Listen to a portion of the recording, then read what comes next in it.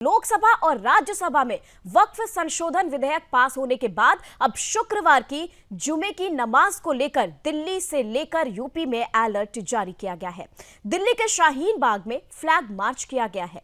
संवेदनशील जगहों में पुलिस की पैनी नजर बनी हुई है। सुरक्षा व्यवस्था मजबूत की गई है और ड्रोन से निगरानी की जा रही है। दिल्ली समेत लखनऊ, संभल, मुरादाबाद, रामपुर, फिरोजाबाद, अलीगढ़, आगरा, बरेली, मेरठ, मुजफ्फरनगर, शामली जैसे मुस्लिम बाहुल्य जिलों में विशेष सतर्कता बरती जा रही है।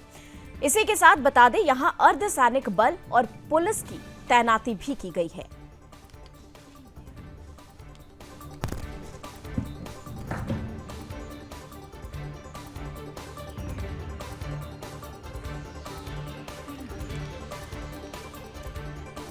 और बता दें आपको, दिल्ली से यूपी तक अलर्ट जारी है। वक्फ संशोधन बिल को लेकर यह अलर्ट जारी किया गया है। वहीं दिल्ली के जामिया क्षेत्र में कड़ी सुरक्षा दी गई है। बता दें आपको, यूपी के लखनऊ समेत कई शहरों में फ्लैग मार्च निकाला गया है और हजरतगंज क्षेत्र में पुलिस ने फ्लैग मार्च निकाला है। वहीं संभल में पुलिस ने फ्लैग मार्च निकाला है।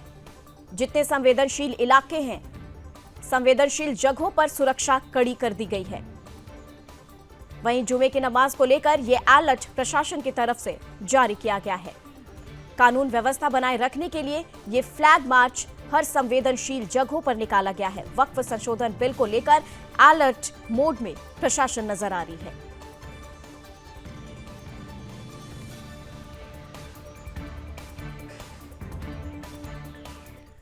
और चलिए अब इस खबर पर विशेष जानकारी के साथ मुजफ्फरनगर से संवाददाता समर ठाकुर इस वक्त हमारे साथ हैं।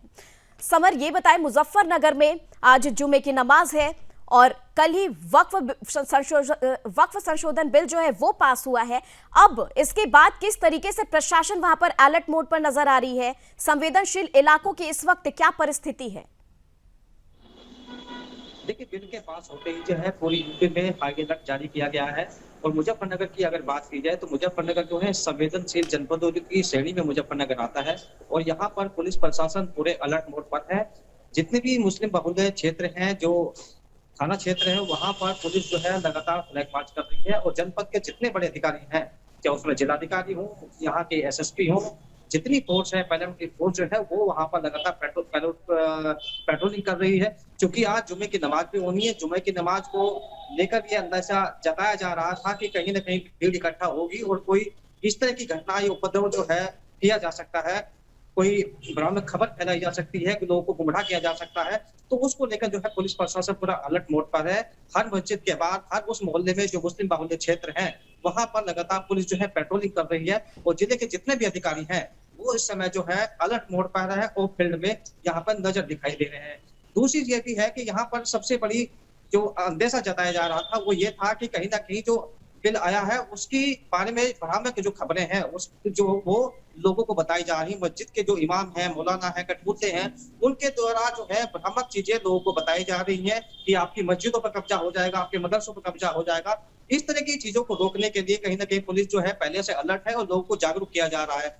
बिल में क्या क्या चीजें नई आई हैं, क्या उनके अधिकार हैं और क्या आगे होने वाला है, ये पुलिस के द्वारा और जो यहाँ के समाज सेवी हैं या अन्य संस्थाएं हैं या मुस्लिम बोर्ड के जो लोग हैं उनके द्वारा भी ये बताया जा रहा है कि कोई इस तरह की गतिविधि नहीं होनी है और जो बिल में आया है वो कहीं ना कहीं आपके हित में है। वो उन लोगों के लिए केवल कार्रवाई उन लोगों पर होनी है जिन्होंने माफिया गिरफ्तारी केवल इस वक्फ बोर्ड के माध्यम से की है, सरकारी संपत्तियों पर कब्जा किया है, गरीब लोगों की संपत्ति पर कब्जा किया है, उनके खिलाफ या उन पर यह कार्रवाई होनी है और उन्हीं को संपत्ति को जब्त किया जाना है। किसी भी मस्जिद को, किसी भी मदरसे को जो सही तरह से बनाया गया है उसके बारे में कहीं भी कहीं कोई भ्रामक चीजें या गुमराह होने की आवश्यकता नहीं है। यही लोगों को समझाया जा रहा है। और जितनी यहाँ पे मुझे लगता है मस्जिद मुजफ्फरनगर में है, उस मस्जिद के इर्द गिर्द जो भी थाना क्षेत्र है वहां पर इस समय फोर्स तैनात है। वो सभी लोगों को जो है नजर रखी जा रही है। समर, ये बताएं कि प्रशासन की तरफ से क्या गाइडलाइन जारी की गई है शांति बहाल करने के लिए? देखिए, प्रशासन की तरफ से लगातार यही कहा जा रहा है कि कहीं पर भी भीड़ इकट्ठा नहीं होनी है। मस्जिदों की जो बाउंड्री है, नमाज अगर पढ़नी है तो मस्जिदों की बाउंड्री के अंदर की नमाज पढ़ी जाएगी और नमाज पढ़ने के बाद सभी लोग अपने घर को जाएंगे।